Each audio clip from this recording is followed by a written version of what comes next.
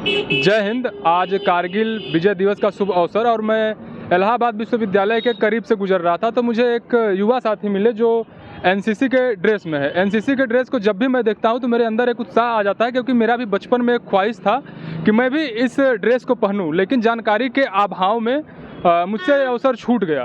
तो जितने भी लोग मुझसे जुड़े हुए हैं, अगर उनके घर में किसी लड़के की ख्वाहिश हो या आपकी स्वयं की ख्वाहिश हो इस ड्रेस को पहनना, तो आइए हम इस भाई से जानते हैं कि इस ड्रेस के पहनने की क्या रिक्वायरमेंट्स होती हैं, इस ड्रेस को पहनने के बाद कौन कौन से ऐसे अवसर होते हैं जहां आपको आसानी से छूट मिल सकते हैं।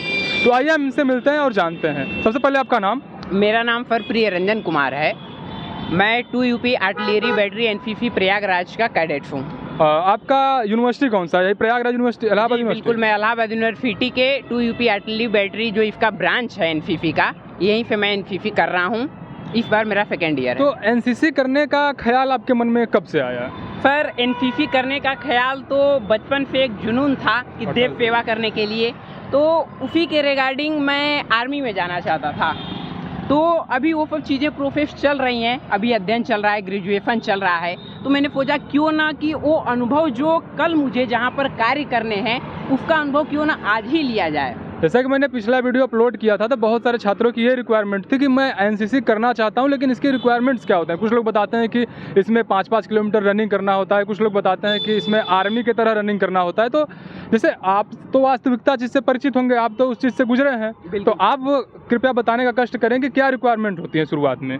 पर देखिए, जो एनसीसी ज्वाइन करने का प्रक्रिया है वो इलाहाबाद यूनिवर्सिटी के थ्रू यदि आप एनसीसी ज्वाइन करना चाहते हैं तो यहाँ पर क्या है कि यहाँ पर 4 यूनिट हैं, जिसमें पहले यूनिट का नाम है 6 यूनिट जो कि गर्ल बटालियन है। यहाँ पर बॉयज़ की एंट्री नहीं होती, यहाँ बॉयज़ एडमिशन नहीं ले सकते हैं।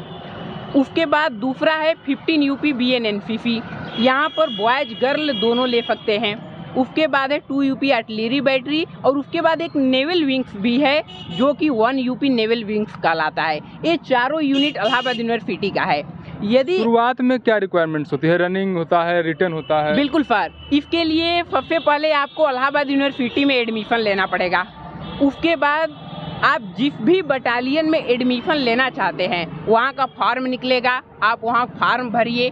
अब इसमें प्रोसेस क्या होता है कि हम ज्वाइन कैसे करें, तो इसके लिए सबसे पहले फिजिकल टेस्ट होता है। फिजिकल टेस्ट में रनिंग सबसे मोस्ट इम्पॉर्टेंट होता है।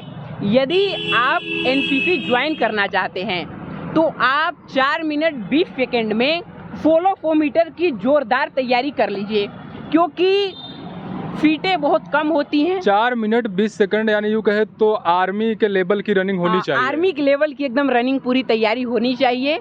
और यदि आप आर्मी की तैयारी एकदम रनिंग की पूरी तरीके से किए हैं तो आपका एनसीसी सिलेक्शन हो जाएंगे। कुछ अन्य सारे रिक्वायरमेंट भी ये डायरेक्ट ग्रेजुएशन में आने पर ये प्रोसेस है इसके। लेकिन अगर हम पहले से ही एनसीसी कर रहे हैं, 11th 12th से हैं, तो फिर ग्रेजुएशन में आते हैं तो उसके क्या प्रावधान है? कुछ छूट मिलते हैं या फिर उनके लिए भी सेम प्रोसेस होते हैं? सर, यदि आप 11th 12th में A सर्टिफिकेट B सर्टिफिकेट कर चुके हैं तो C सर्टिफिकेट क्या इलाहाबाद यूनिवर्सिटी के जो यूनिट्स हैं वो कराते हैं कि नहीं कराते हैं, इसके रिगार्डिंग आपको यूनिट पे जाकर के बात करना पड़ेगा व्यक्तिगत रूप से, और इसकी जानकारी आपको यूनिट के थ्रू ही प्रोवाइड की जाएगी।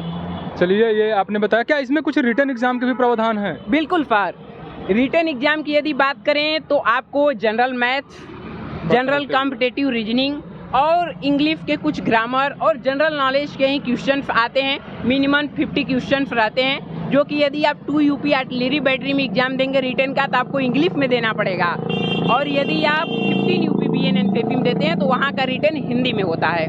मतलब यहाँ से अगर आप इलाहाबाद विश्वविद्यालय से अगर आप करते हैं एनसीसी कैडेट की बनना चाहते हैं तो आपको हिंदी और इंग्लिश दोनों बटालियन में आप जा सकते हैं? बिल्कुल सर, बिल्कुल आप दोनों बटालियन में जा सकते हैं। और इसमें पर विशेष बात ये ध्यान रखने की ज़रूरत है कि आपको एक्टिव पर्सन होना इम्पोर्टेंट है, क्योंकि एनसीसी लेकर के आप अनएक्टिव नहीं हो सकते हैं। आपको समय समय पे यूनिट्स बुलाए जाएंगे, बहुत सारे ड्रिल कराए जाते हैं, बहुत सारी एक्टिविटी कराई जाती हैं, जिससे आपका पर्सनालिटी डेवलप होता है। कुछ लोगों का ये भी कहना है कि अगर हम एनसीसी ले लेते हैं तो पढ़ाई हमारा बहुत हद तक प्रभावित हो जाता है। तो इस पे क्या आप कहना कहेंगे? क्या आपके साथ भी ऐसी कठिनाइयाँ होती हैं जब पढ़ाई और एनसीसी के कुछ कार्यक्रमों में से किसी एक को चुनने का मौका मिलता है तो उसमें कठिनाइयाँ होती हैं?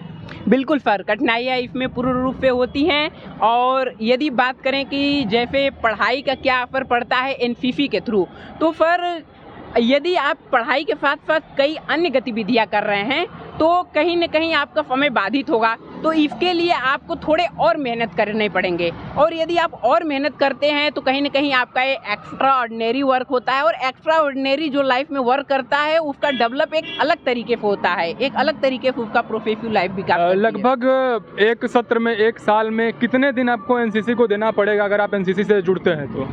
पर बात करें यदि एक सत्र में, तो एनसीसी को आपको देना पड़ेगा जो भी विशेष दिन रहते हैं। जैसे कि आज कारगिल दिवस था, तो कारगिल दिवस के उपलक्ष्य में चंद्रशेखर आज़ाद पार्क में आज कुछ विशेष कार्यक्रम थे, तो उसके तत्वाधान में आज हम लोगों को यूनिट पर बुलाया गया था। कुछ यूनिट पर कार्यक्रम हुए, उसके बाद सभी कैडेट्स को चंद्रशेखर पार्क में ले जाया गया, वहाँ पर कुछ स्वच्छता अभियान के कार्य चलाए गए। तो यही जो विशेष दिवस होते हैं इसी पे आपको यूनिट बुलाया जाता है, अन्यथा आपके पढ़ाई पर किसी प्रकार का कोई बाधित नहीं होती है। तो लगभग हमें ऐसा मान सकते हैं कि 35 से 40 दिन लगभग आपको एनसीसी को देना पड़ेगा अगर आप जुड़ते हैं? बिल्कुल सर, 35 से 40 दिन जो भी छुट्टियों के दिन होता है, क्योंकि जो यहाँ का एनसीसी है इलाहाबाद यूनिवर्सिटी का, ये कहीं न कहीं इलाहाबाद यूनिवर्सिटी का ही जुड़ा हुआ है। तो एनसीसी बटालियन के जो भी अधिकारी गण हैं वो इस बात को ध्यान रखते हैं कि बच्चों की कब परीक्षाएं हैं, बच्चों की क्लास चल रहे हैं, तो उसके रिगार्डिंग आपको सुविधा भी दिए जाते हैं। जैसे यदि अगर आप एनसीसी कहीं से करना चाहते हैं तो अगर उस कॉलेज में ये होता है वहाँ के जो अधिकारी हैं उनके अंतर्गत कि वो आपके छुट्टी के दिनों को ही एनसीसी के कार्यक्रमों में ले जाएं। तो आइए और बहुत सारी चीज़ें हम जानने की कोशिश करेंगे कि क्या है एनसीसी करने पर फ्यूचर। तो आप बताएंगे हमें कि अगर आप एनसीसी कर लेते हैं, आपके पास सी सर्टिफिकेट हो जाता है या फिर बी सर्टिफिकेट हो जाता है, तो आप उसको कहाँ पर यूज कर सकते हैं जो आपको इन फ्यूचर फ़ायदा दिला सकता है? बिल्कुल सर, यदि बात करें एनसीसी के सी सर्टिफिकेट की, तो पर सी सर्टिफिकेट का बहुत वैल्यू है। आर्मी एग्जाम में कई सारे ऐसे एग्जाम होते हैं जिसमें आपको रिटर्न बिल्कुल भी नहीं देना पड़ेगा, आप सिर्फ इंटरव्यू दे करके क्वालिफाई करके आपका सिलेक्शन हो सकता है। और यही नहीं, कई सारे पुलिस के एग्जाम होते हैं जिसके में आपको एनसीसी सी सर्टिफिकेट होने के बाद कई % की उसमें छूट भी दी जाती है। ये सब सारी चीज़ें हैं। और फिर एनसीसी सिर्फ सर्टिफिकेट के लिए नहीं किया जाता है। एनसीसी में यदि आप अपना 3 साल देते हैं तो आप एक आर्मी लाइफ, एक सोल्जर लाइफ कैसे जिया जाता है आप सीख सकते हैं। कुछ लोगों का ये भी कहना होता है कि एनसीसी वाले को गन भी टच करने को मिलता है, गन भी चलाने को मिलता है, तो इसमें कितनी सच्चाई है? क्या आपको भी कभी गन चलाने का मौका मिला? बिल्कुल सर, यदि बात किया जाए गन की, तो सबसे पहले मैं आपको और जो भी साथी मुझे देख रहे हैं उनको मैं इस बात से अवगत कराना चाहूँगा कि जिस राइफल को हम लोग देख करके गन कहते हैं वास्तव में वो गन नहीं होता है। जब आप एनसीसी ज्वाइन करेंगे तो सबसे पहले आपको एफएम सर के द्वारा, पीओ सर के द्वारा यही समझाया जाएगा कि बाबू ये राइफल होता है, गन नहीं होता है। जिसको हम लोग तोप कहते हैं, जो तोप के मॉडल का होता है उसको गन कहा जाता है। तो सबसे पहले तो ये जान लीजिए कि हम लोगों को गन चलाने के लिए अनुमति नहीं मिलती है, क्योंकि गन युद्धों के दौरान प्रयोग किया जाता है। हाँ, गन जैसे मशीन गन जो हुआ, बिल्कुल वो गन होते हैं। यहाँ पर जो ट्रेनिंग होती है वो राइफल्स के थ्रू होती है। तो राइफल्स के थ्रू, जैसा कि अभी मेरा 2nd ईयर है, बी सर्टिफिकेट प्रारंभ हुआ है, तो अभी तक फायरिंग का तो कोई चांस नहीं मिला। बाकी जो भी प्रैक्टिस कराए जाते हैं वो राइफल के थ्रू ही कराए जाते हैं। जैसे जो भी गार्ड ऑफ ऑनर चढ़ना होता है तो उसमें सारा राइफल की प्रैक्टिस कराई जाती है, मैप रीडिंग सिखाई जाती है, मतलब आर्मी की जितनी भी गतिविधियां होती हैं सारा कराया जाता है। एक तरीके से अगर आप एनसीसी करते हैं तो 3 साल में आप पूरे आर्मी की ट्रेनिंग करके निकलते हैं। तो यहाँ तक आप कह सकते हैं कि एक जो अग्निवीर योजना है उसमें आप 4-5 साल की नौकरी मिलती है, यहाँ पे तो आप 3 साल का पूरा सिर्फ ट्रेनिंग ही करते हैं। तो ऐसे ही नहीं, एक एनसीसी करने वाले युवा के प्रति सबका सम्मान होता है। जिस उम्र में लोग पबजी और फ्री फायर में गनों को यूज करते हैं, उस उम्र में ये लोग रियल लाइफ में गन चलाते हैं, और ऐसे लोगों पे हमें गर्व महसूस होता है जो अपने घूमने टहलने की उम्र में आर्मी जैसी ट्रेनिंग करके, कड़ी तपस्या करके इस शरीर को गलाते हैं और उस काबिल लोहा बनाते हैं कि अगर अवसर मिला तो ये भी सीमा पर जा सकते हैं। अगर आज भी कुछ ऐसी स्थिति उत्पन्न होती है तो इनके हाथ में कमान दिया जा सकता है। तो अब एनसीसी करके आपको कैसा महसूस हो रहा है? अभी तक आपका साल 2 साल तो बीत ही चुका होगा। बिल्कुल सर, जैसा बात करें हम एनसीसी लाइफ का, तो जब मैं एनसीसी ज्वाइन नहीं किया था तो मेरी लाइफ एक अलग रूटीन में चलती थी, उसका रास्ता ही अलग था। शरीर में आलस्य का होना, टाइम का पंक्चुअल ना होना, किसी भी काम को टालना। लेकिन जब मैंने एनसीसी को ज्वाइन किया, एनसीसी की गतिविधियां जिस प्रकार से यूनिट पे कराई गई, उसके बाद से मैं टाइम का बिल्कुल भी एकदम पंक्चुअल हो गया हूँ। अगर आप लाइफ में टाइम को लेकर के, टाइम मैनेजमेंट को लेकर के, डिसिप्लिन को लेकर के, यदि आपकी लाइफ सही नहीं, क्योंकि लाइफ में जो कुछ भी आप करेंगे, अगर आपका डिसिप्लिन रहेगा, टाइम को पंक्चुअल रहेंगे, तभी लाइफ में आपको सक्सेस मिलती है। एक चीज़ और कि अगर जो नए छात्र एनसीसी से जुड़ते हैं तो उनके लिए आपका क्या संदेश रहेगा? ये आखिरी क्वेश्चन आपसे था।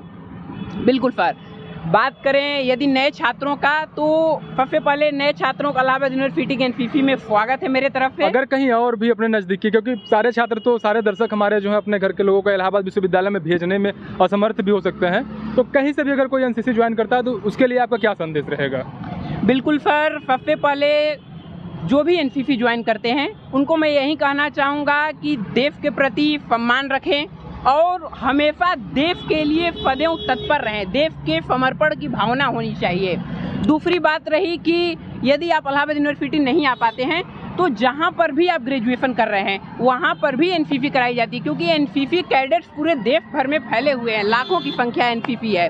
तो जहाँ पर भी आप ग्रेजुएशन कर रहे हैं, 11th-12th में है तब भी आप कर सकते हैं। 11th-12th में भी एनसीसी कराई जाती है, 9th-10th में भी कराई जा सकती है। तो जिस स्कूल में आप, जिस इंस्टीट्यूशन में आप वहाँ पढ़ाई कर रहे हैं, वहाँ के टीचर से बात कीजिए। अगर आपके एनसीसी के टीचर नहीं मिलते हैं तो आप स्पोर्ट टीचर से जाकर बात कीजिए, उनसे बोलिए सर मैं एनसीसी करना चाहता हूँ। तो अगर वहाँ पे एनसीसी प्रोवाइड कराई जाती रहेगी तो सर आपको बताएंगे और वहाँ पे आप ज्वाइन करके वहाँ एनसीसी का अनुभव ले सकते हैं।